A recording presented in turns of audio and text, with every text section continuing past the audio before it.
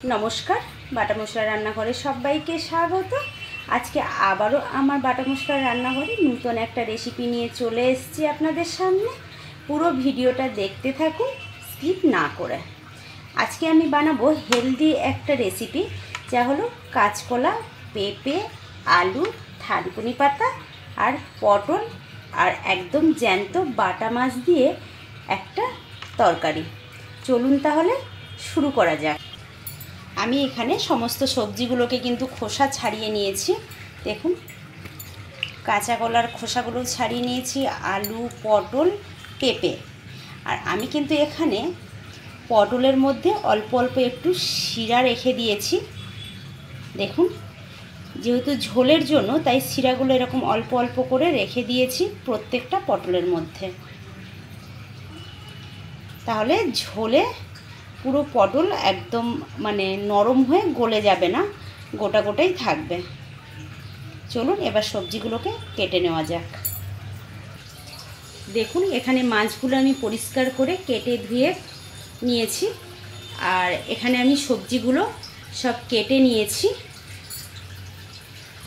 और एखाने आमी थानकुनि पातागुलोके बेছে परिष्कार करे जलेर मध्य भिजिए रेखेছিলাম। 3-4 बार धुए निएछि जाते নোংরাগুলো চলে যায়। আর জলের মধ্যে কিছু সময় ভিজিয়েও রেখেছিলাম। এবার থানকুনি পাতাগুলোকে ছেঁকে তুলে নেব। তুলে সবজির পাত্রের মধ্যে একটা সাইডে রেখে দেব। শেষ পর্যন্ত দেখতে থাকুন, আমি স্টেপ বাই স্টেপ আপনাদের সঙ্গে শেয়ার করব। এবার আমি গ্যাসটা জ্বেলে দেব, দিয়ে কড়াইটা বসিয়ে দেব। কড়াই গরম হয়ে গেছে, কড়াইয়ের মধ্যে দিয়ে দেবো পরিমাণ মতো সরষের তেল। এদিকে তেলটা যত সময় গরম হচ্ছে তত সময় এদিকে আমি মাছের মধ্যে মিশিয়ে নেব পরিমাণ মতো নুন আর পরিমাণ মতো হলুদের গুঁড়ো দিয়ে আমি মাছটাকে ভালো করে মিশিয়ে নেব। কড়াইতে তেল গরম হয়ে গেছে, এবার মাছগুলো তেলের মধ্যে দিয়ে দেবো।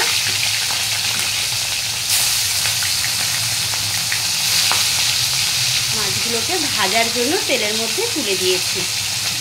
এদিকে মাছ যত সময় ভাজা হচ্ছে ততক্ষণে আমি একটা মশলা বানিয়ে নিই। এবার এদিকে আমি ব্লেন্ডারের মধ্যে দিয়ে দেবো কয়েক কুচি আদা, 2 শুকনো লঙ্কা, 2 কাঁচা লঙ্কা, 1 চামচ জিরের গুঁড়ো আর 1 চামচ ধনিয়ার গুঁড়ো, আর দিয়ে দেবো ধুয়ে রাখা থানকুনি পাতা। দিয়ে দেবো অল্প জল, দিয়ে মশলাটা পেস্ট করে নেব। এবার দেখুন মশলাটা কত সুন্দরভাবে মশলার সঙ্গে থানকুনি পাতাটা বাটা হয়ে গেছে। যত সময়ে মশলা বাটলাম তত সময়ে এদিকে মাছটা ভাজা হয়ে গেছে। এবার মাছগুলো তুলে নেব একটা পাত্রের মধ্যে। মাছগুলো একটা পাত্রের মধ্যে ভেজে তুলে নিয়েছি।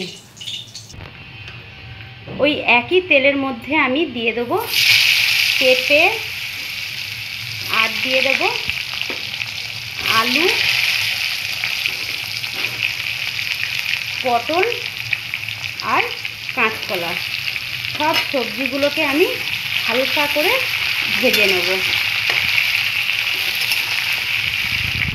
ভাজার সময় দিয়ে দিলাম অল্প পরিমাণে একটু নুন, আর দিয়ে দেবো অল্প করে একটু হলুদের গুঁড়ো, দিয়ে ভালো করে নাড়িয়ে চাড়িয়ে নেব।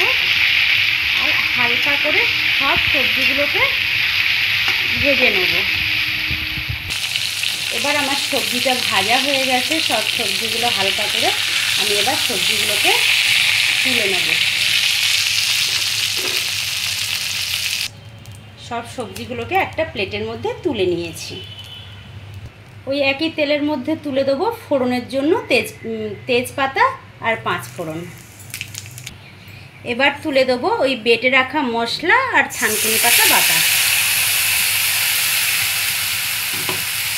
এবার দিয়ে দেবো পরিমাণ মতো নুন, পরিমাণ মতো হলুদের গুঁড়ো।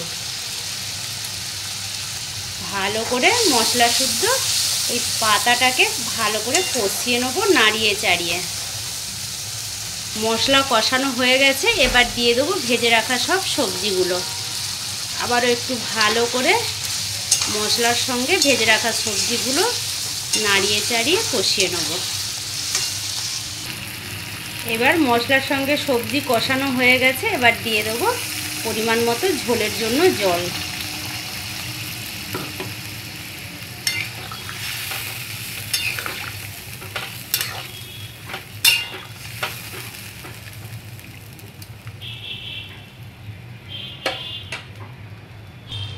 এবার আমার তরকারিটা ফুটে গেছে, দেখি আমি সবজিগুলো সেদ্ধ হয়েছে কিনা।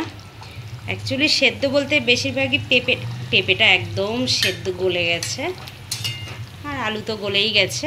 মেন সবজির হচ্ছে পেঁপে আর আলুটা হচ্ছে সবথেকে বেশি সময় লাগে সেদ্ধ হতে। ওগুলো সেদ্ধ হয়ে গেছে, এবার আমি ভেজে রাখা মাছ তুলে দেবো, দিয়ে আরও কিছু সময় ফুটতে দেবো। দেখুন তরকারি টকবক করে ফুটে গেছে, এবার গ্যাসটা বন্ধ করে দেবো। এবার তরকারিটা একটা পাত্রের মধ্যে ঢেলে নেব। এত সুন্দর একটা গন্ধ বেরিয়েছে, আর দেখতেও কি সুন্দর হয়েছে। অবশ্যই আপনারা বাড়িতে এরকমভাবে একবার ট্রাই করবেন। শরীরের জন্যও খুব উপকার এবং খেতেও ভীষণ সুস্বাদু। আপনারা অবশ্যই একবার বাড়িতে ট্রাই করে আমাকে কমেন্ট করে জানাবেন কেমন হয়েছে। আর যদি আমার এই রেসিপি আপনাদের ভালো লাগে তাহলে প্লিজ আমার চ্যানেলটিকে সাবস্ক্রাইব করে আমার চ্যানেলটির পাশে থাকবেন। ধন্যবাদ।